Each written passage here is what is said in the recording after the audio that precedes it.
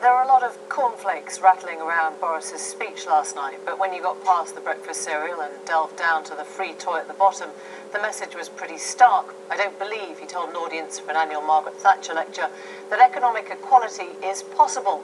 Maybe he was just playing to the crowd. Maybe he felt it rude not to invoke the spirit of the eponymous lecture. But what if this is, in fact, the Boris creed? What if his own brand of Boris Pops revolves around the importance of boardroom greed and unfairness as a spur to economic activity? Here's Zoe Conway. But I've never seen anything like this in all my life. When Boris Johnson was a child, he said he wanted to be world king when he grew up. There were times during the Olympics that childhood ambition didn't seem quite so far-fetched. These days he's lowered his sights somewhat. Many in the Conservative Party assume he wants to be their next leader. So what does this pretender for the Tory throne actually believe?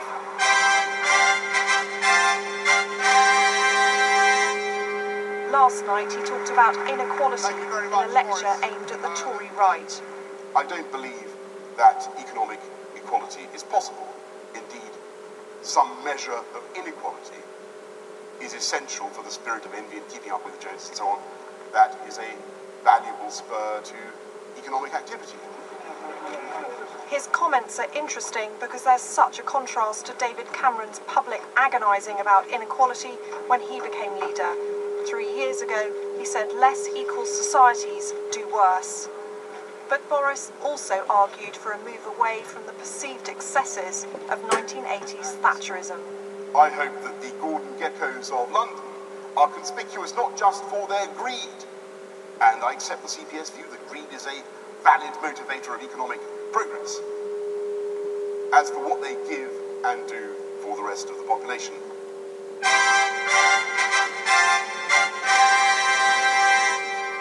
It's on education that Boris Johnson is most clearly positioning himself to the right of David Cameron by calling for the return of academic selection. He accuses his party of hypocrisy on grammar schools. I remember once sitting in a meeting of the Tory shadow education team and listening with mounting disbelief to a conversation in which all agreed solemnly that it would be political madness to try to bring back the grammar schools. Well, I happen to know that most of the people in that room were about to make use, as parents, of some of the most viciously selective schools in the country. Boris Johnson!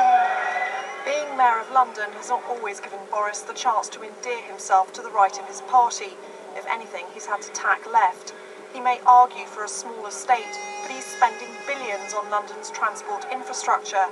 And then there are his calls for a higher living wage for Londoners.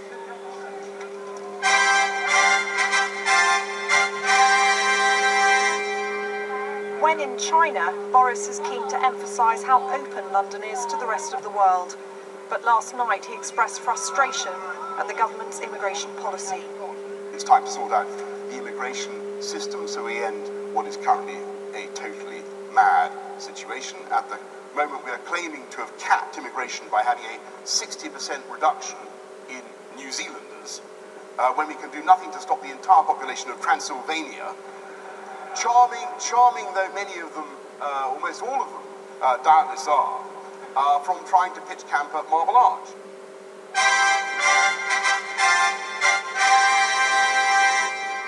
Boris's direction of travel on Europe can be confusing. He was once a hero to Eurosceptics, but recently he said he's narrowly in favour of staying in the EU.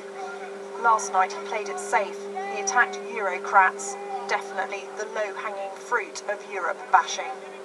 First they make us pay in our taxes for Greek olive groves, which probably don't exist, Potemkin olive groves. And then I read the other day, they said that we can't dip, have you seen this? They said we can't dip our bread in little pots of olive oil in restaurants. And here we are, we finally think we're sophisticated enough to use olive oil, and they say we can't. Boris Johnson has said he's more likely to be reincarnated as a baked bean or decapitated by a frisbee than become Prime Minister. But with scenes like this, doesn't that just sound like piffle? Zoe Conway there. Well, Boris got some flack for that speech last night.